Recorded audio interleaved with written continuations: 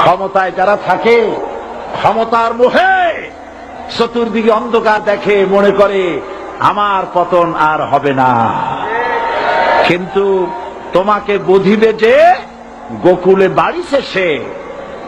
গাড়ির চাকা সব সময় উপরে থাকে না। গাড়ির চাকা সব সময় উপরে থাকলে গাড়ি তো চলবেই না। গাড়ির চাকা ঘোরে বলেই তো গাড়ি চলে।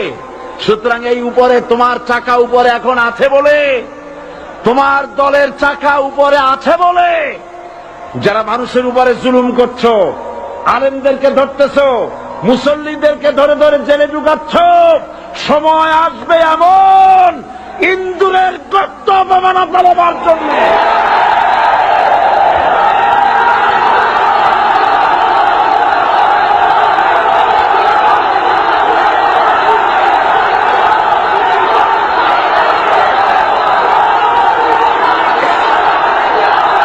আবু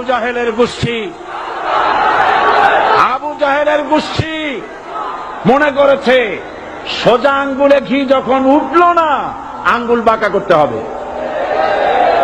শুরু হয়ে গেল অত্যাচার, শুরু হয়েছে না। হযরত সুমাইয়া রাদিয়াল্লাহু তাআলা আনহা কি নির্মম ভাবে, নিষ্ঠুর ভাবে তাকে শহীদ করা হলো।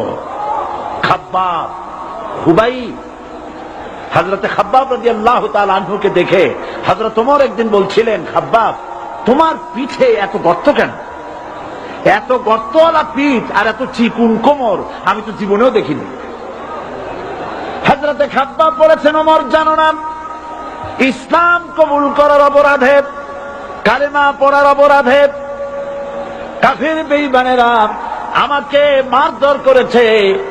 যখন আমি তাদের মারে কালেমা ছাড়ি নাই, তখন আগুন জ্বালায়া আগুনের আংটার উপরে, আংটা আগুনের উপরে আমাকে চিৎ করে শোয়ায়া, আমি যেন নড়াচড়া করতে না পারি সেজন্য আমার বুকের উপরে পাথর চাপা দিয়ে রেখেছে। আগুনে গোশত পুড়ে পুড়ে আগুন ভিতরে ঢুকেছে, গায়ের রক্ত আর চর্বি গলে গলে পড়ে আগুনগুলো নিবেছে। ওই পিঠে যে গর্ত হয়েছে আজও পর্যন্ত সেই গর্ত মিটে যায় নাই।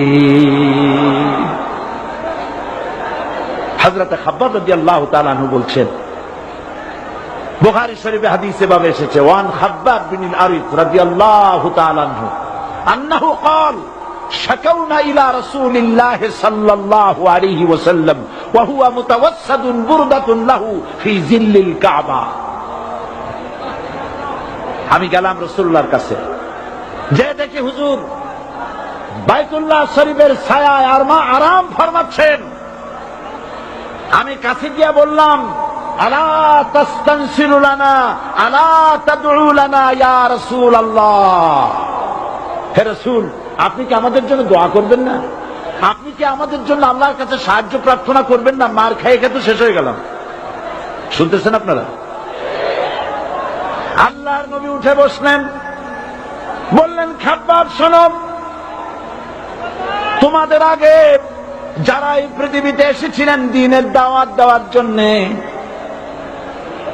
সমকালীন রাষ্ট্র শক্তি তাদেরকে ধরত, ফায়ুখাজুর রাজুলু ফায়ুহফারু লাহু ফিল আরদ, তার জন্য তারে ধরে নিয়া মাটির মধ্যে গর্ত করত, ফায়ুজআলু ফিহা, এরপরে সেই গর্তের ভিতরে তাকে কোমর পর্যন্ত গেড়ে দিত। সুম্মা ইউতা বিল মানশার, এরপরে করাত আনা হতো, ফায়ুদাউ আলা রাসিহি, এরপরে করাতটা মাথার উপরে রাখা হতো, ফায়ুজআলু নিসফাইন, এরপরে করাত দিয়া চিরে চিরে জীবিত মানুষটাকে দ্বিখণ্ডিত করে ফেলে দিত। মা ইয়াসুদ্দুহু যালিকা আন দীনি, এত কষ্ট দেওয়ার পরেও, এত জুলুম করার পরেও দ্বীনের দায়ীদেরকে এক চুল পরিমাণ আল্লাহর রাস্তা থেকে তারা সরায় দিতে পারে নাই। ওয়াল্লাহি, ও খাব্বাব, আমি আমার আল্লাহর নামে কসম করি। মুসলমান কে কসম করতেছে? আল্লাহ রাসূল। আমি আমার আল্লাহর নামে কসম করি, ওয়াল্লাহি লা ইউতাম্মান্নাল্লাহু হাযাল আমর হাত্তা ইয়াসির রাকিবু মিন সানা ইলা হাদরামাউত।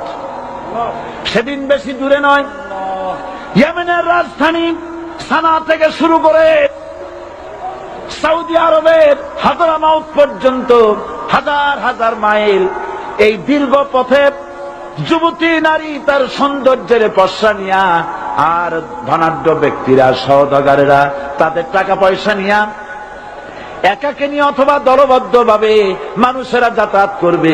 লা ইয়াখাফু ইল্লাল্লাহ, মানুষের মনের মধ্যে কোনো ভয় থাকবে না। এমন একটা সময় আসবে, ওয়ালাকিন্নাকুম তাস্তাজিলুন, অথচ তোমরা বড্ড তাড়াহুড়ো করছো। তাড়াহুড়ো করো না, অপেক্ষা করো, ধৈর্য ধরো, মার খাও, জেলে যাও, শহীদ হও, আল্লাহর রাজ কায়েম হবেই হবে।